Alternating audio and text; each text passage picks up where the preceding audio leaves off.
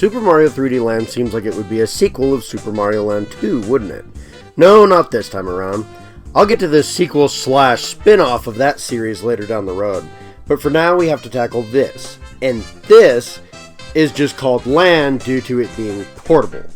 Regardless, during my first season of Sauron Takes On, I actually played many of Mario's 3D games. But I couldn't play all of them. Mostly due to me being unable to record 3DS footage at the time. Well, that isn't a thing anymore.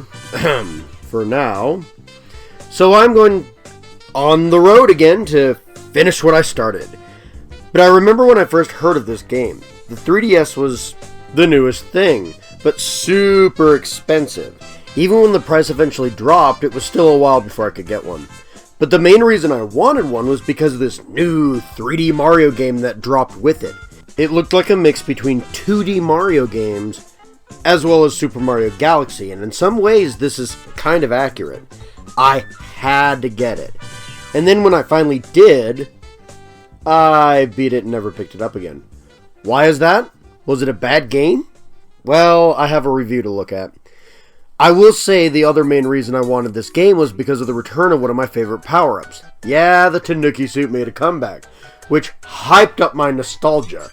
So yeah, this Mario game is a 3D game supposed to play like a 2D game, so of course they busted out one of the most iconic power-ups in the NES era.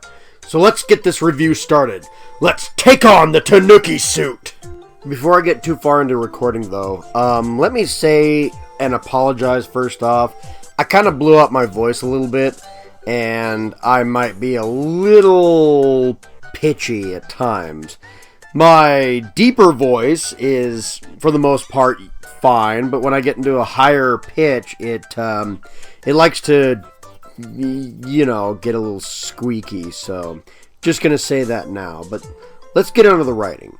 You know how Bowser often kidnaps the princess? You know, Princess Peach? Well, that happened. Not the most original plot, but the developers added in some world building by showing off this mysterious tree with a raccoon tail.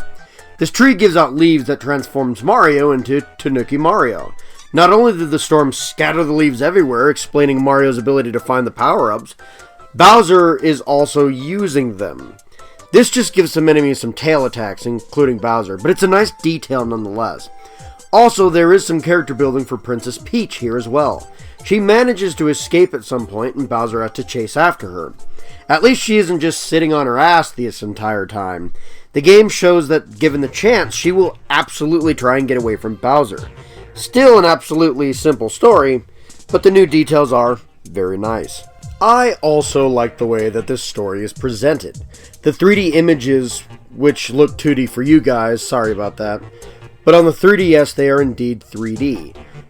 They're a charming way to tell the story. They're absolutely neat because some of the images kind of pop out like it's a pop-up book.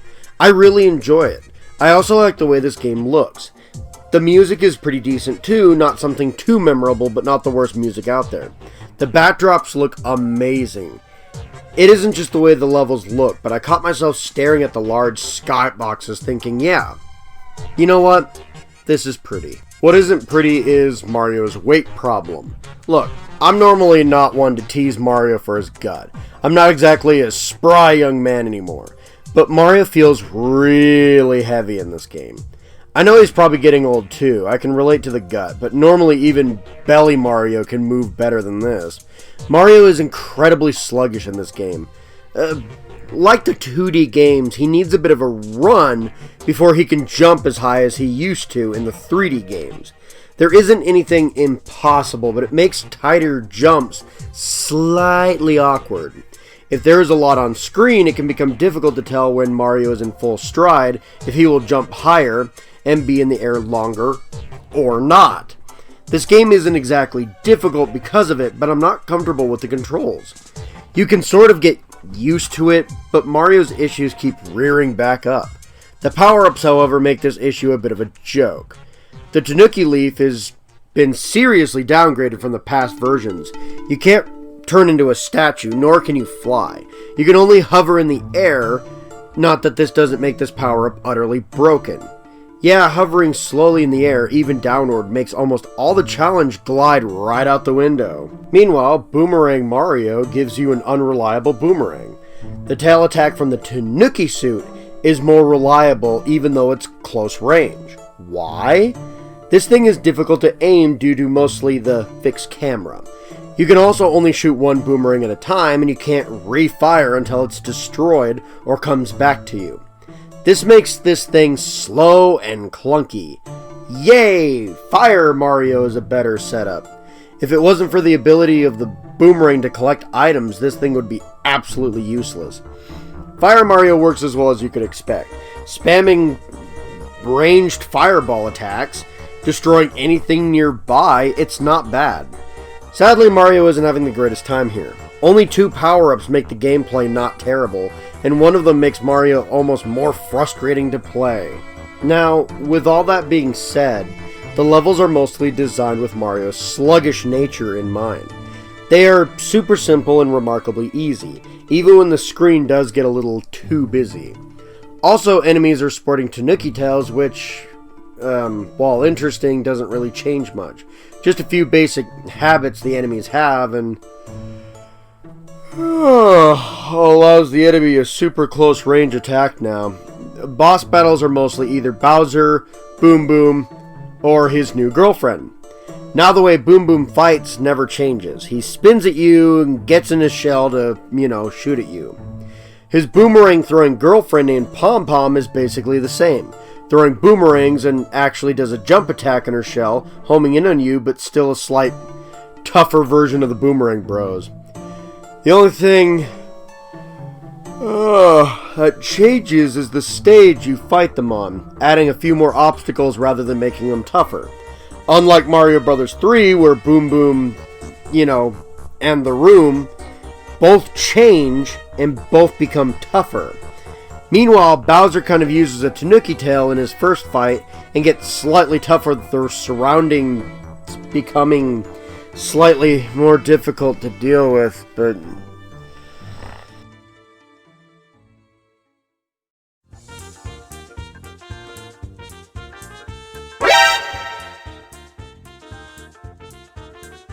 oh geez, I'm sorry about that.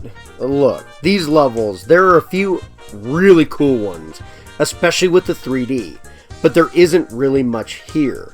The levels are mostly boring ideas that use some gimmick for one level, and instead of adding to that gimmick, they just never use it again. And the gimmicks are really boring ideas. This one has you teleporting around on some platforms that vanish. Spooky. This one has music timed blocks. Neat. This one has you falling forwards towards the flag, showcasing the 3D. Neato, I guess. There's a handful of interesting ones, like this stage taking place between 2 castle walls as Mario sneaks into the final level. And the final level is a roller coaster, which is really cool. This ghost house has a puzzle of slightly changing rooms, and you have to find and pick the teleporting block leading to the correct room, or it'll lead you to the start of the maze-like level. I wanted more of that, but even most of the castles and airship levels are nothing more than your very typical platforming fare, with 1 or 2 slightly challenging areas that are utterly broken Tanooki suit will just fly right over, or simple enough with regular Mario to compromise with his crappy gameplay. If you're looking for some type of satisfaction in beating the game, may I suggest going for everything in a level. Oh, well, crap. Come to find out, my average time in beating a level 100% is about 3 minutes. To do this, you have to collect every single star coin and reach the tippy top of the flagpole at the end of the level. The star coins aren't difficult. Most of them are obviously placed due to needing certain amount of them to actually beat the game. The trickier ones need some power-up or some small amount of fighting the controls to get to.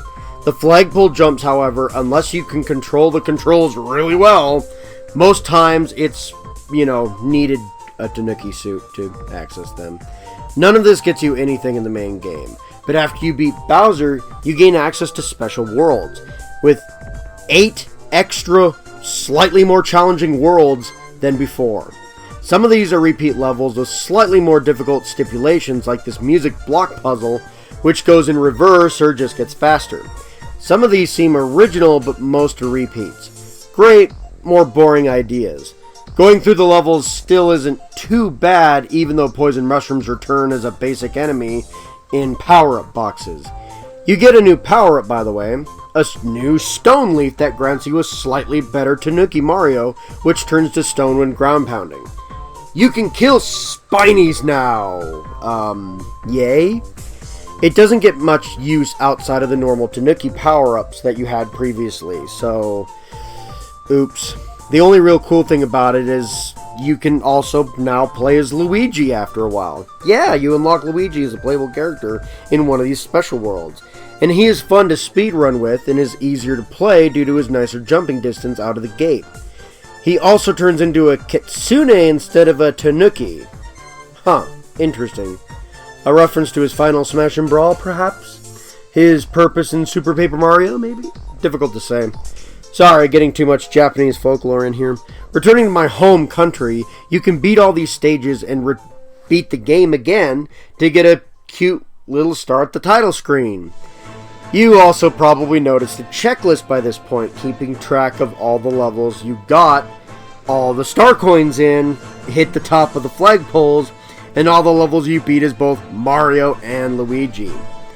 Beat all the levels as both brothers, collect all the star coins, and hit the tippy top of every flagpole, and you get one extra level. Harder than the others for sure. This level is an okay level, slightly tougher, whoop-de-doo, there you go. Padding to the highest degree.